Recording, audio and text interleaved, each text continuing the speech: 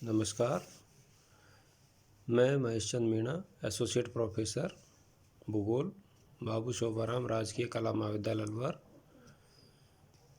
प्रिय बच्चों, पिछली वीडियो में हमने समांतर माध्य के बारे में चर्चा की थी और हमने अध्ययन किया कि किस प्रकार से किसी भी समंक श्रेणी में, जो कि 3 प्रकार की श्रेणियाँ होती हैं, व्यक्तिगत श्रेणी, खंडित श्रेणी और सतत श्रेणी। तो किसी भी समंक श्रेणी में किस प्रकार से समांतर माध्य की गणना की जाती है, उसके बारे में हमने चर्चा की थी। आज के इस वीडियो में हम माध्यिका का अध्ययन करेंगे। माध्यिका क्या होती है और तीनों श्रेणियों में माध्यिका की गणना किस प्रकार से की जाती है। सबसे पहले माध्यिका की परिभाषा देखिए। किसी भी समंक श्रेणी को आरोही अथवा अवरोही क्रम में व्यवस्थित करने पर जो मूल्य श्रेणी के मध्य में आता है उसे उस श्रेणी का माध्यिका मूल्य कहा जाता है। अर्थात जो भी समंक श्रेणी दी हुई होती है, जो भी आंकड़े आपके सामने दिए गए हैं, उन सभी आंकड़ों को सबसे पहले आरोही अथवा अवरोही क्रम में व्यवस्थित किया जाता है। यानी कि घटते हुए क्रम में या बढ़ते हुए क्रम में सभी आंकड़ों को व्यवस्थित किया जाता है और व्यवस्थित करने के पश्चात जो भी बीच का मूल्य होता है, उस श्रेणी के मध्य का जो मूल्य होता है, उसे उस श्रेणी का माध्यिका मूल्य कहा जाता है।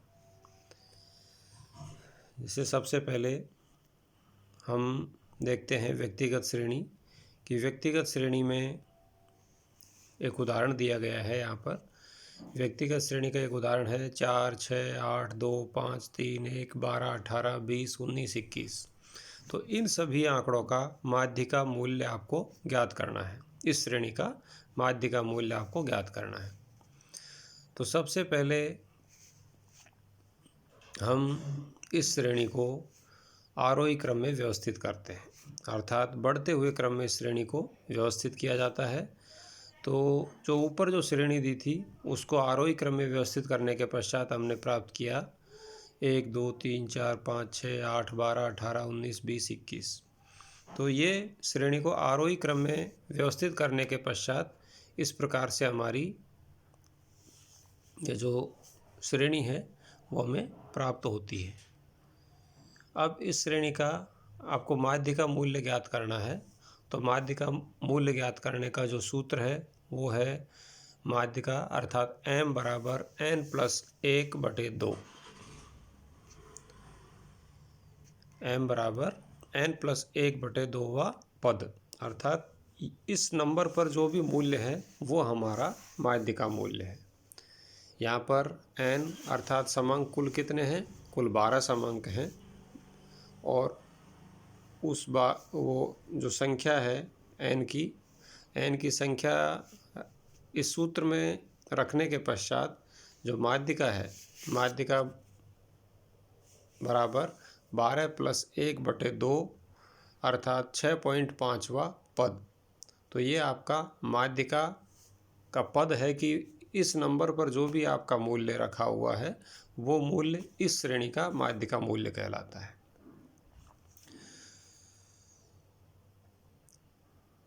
तो 6.5वां पद अर्थात छठा और 7वां पद दोनों के बीच का वैल्यू। तो यहाँ पर माध्यिका मूल्य क्या होगा? छठे पद का मूल्य प्लस 7वें पद का मूल्य बटे 2। तो छठे पद का जो मूल्य है, इस उपरोक्त जो श्रेणी है इसमें छठे नंबर पर जो छठा पद है वो है आपका 6 और 7वां पद है 8। तो 6 + 8/2 अर्थात जो 7 है वो 7 यहाँ का माध्यिका मूल्य है। तो उपरोक्त श्रेणी का माध्यिका मूल्य आपका 7 है। इसी प्रकार से दूसरी एक श्रेणी है। अभी आपने व्यक्तिगत श्रेणी के बारे में अध्ययन किया।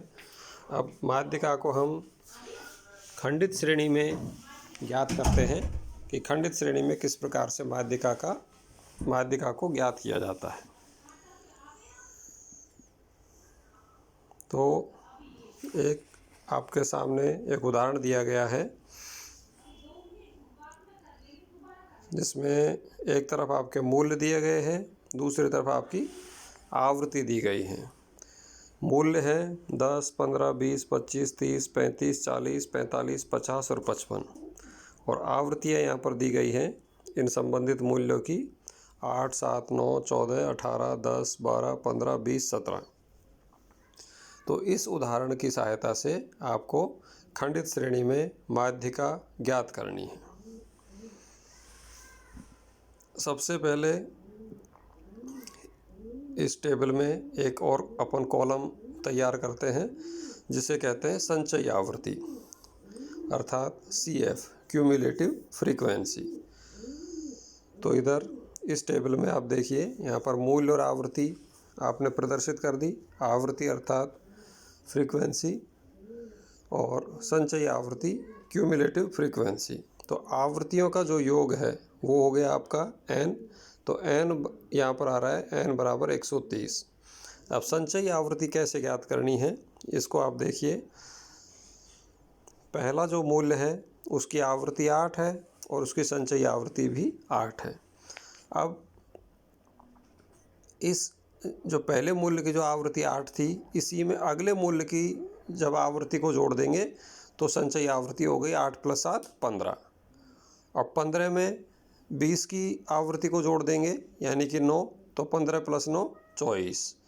फिर इसी प्रकार से जो भी संचयी आवृत्ति आ रही है पिछले वर्ग की संचयी आवृत्ति में अगले मूल्य का आवृत्ति आप जोड़ दोगे तो आपकी संचयी आवृत्ति ज्ञात हो रही है।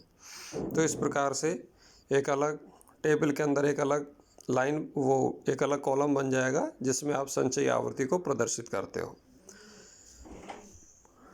अब माध्यिका ज्ञात करने के लिए आपका वही सूत्र है, माध्यिका बराबर n + 1/2वां पद। जैसे आपका खंडित श्रेणी में था, जैसे आपका व्यक्तिगत श्रेणी में था उसी प्रकार से खंडित श्रेणी में भी यही सूत्र काम करेगा। माध्यिका बराबर n + 1/2वां पद। यहाँ पर n अर्थात आवृत्तियों का योग ये है आपका 130। 130 + 1/2 अर्थात 65.5वां पद। अब आप संचयी आवृत्ति वाले कॉलम में जाकर देखिए कि 65.5वां पद कौन से मूल्य के अंतर्गत आता है।